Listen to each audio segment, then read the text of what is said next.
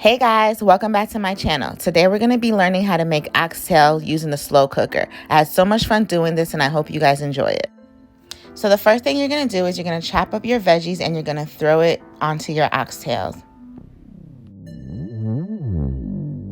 Next, you're going to start to add your seasonings.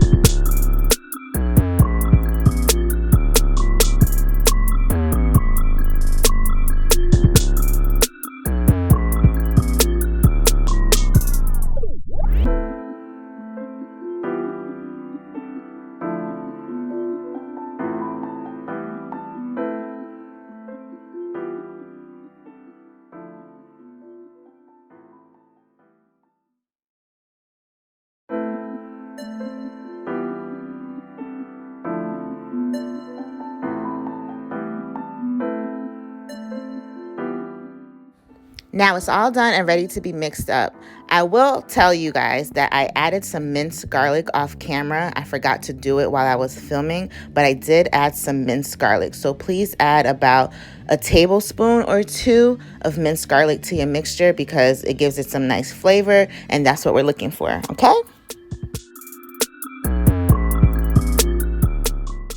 All right, so I'm gonna share a secret with you guys. In order for the spices and flavors to get down into the bone, you have to leave it marinating on the kitchen counter for at least 6 to 8 hours, not in the fridge. After it has been marinating for 6 to 8 hours, you're ready to brown them. So, oxtail makes a lot of oils by itself because of the fat. So sometimes I don't add oil to the pan, but you'll see later on when I do add oil. So you're just gonna put your oxtail and spread it out around the pan and you're gonna basically fry it until it starts to get brown. We want a nice color on our meat, so we have to brown them before we actually cook them.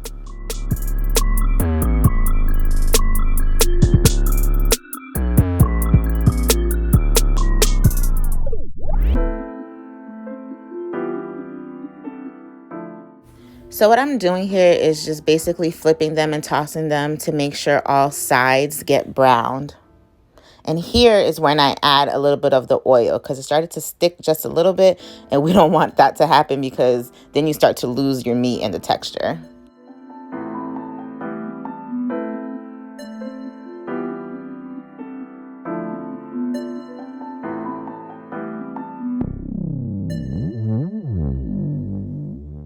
Just do the best you can, guys, and have fun with it.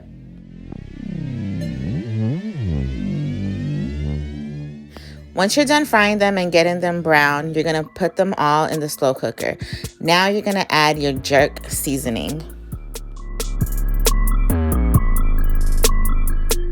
Now this right here is the money maker. This is the secret ingredient. This beefy onion soup mix is definitely gonna step it up a notch for your dish.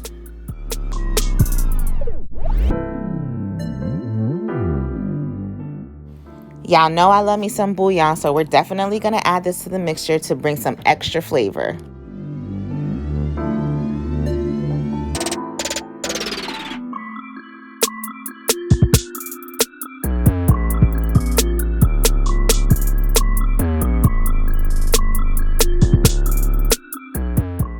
So that marination sauce we had, we're gonna take the rest of that and we're gonna add that entire thing into the pot as well.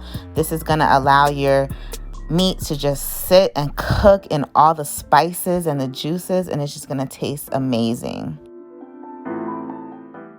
One thing I love about the slow cooker is that you just turn it on and you let it do the work.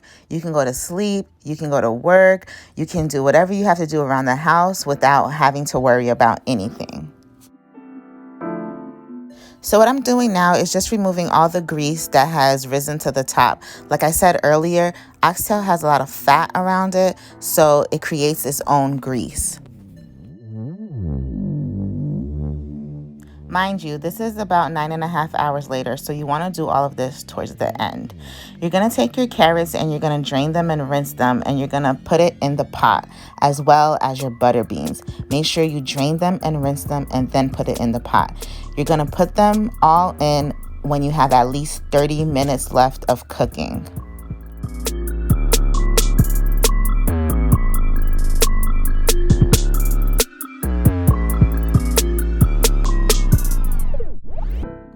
All right, guys, you're all done. So after 10 hours of cooking, your meat should be nice and tender and basically falling off the bone.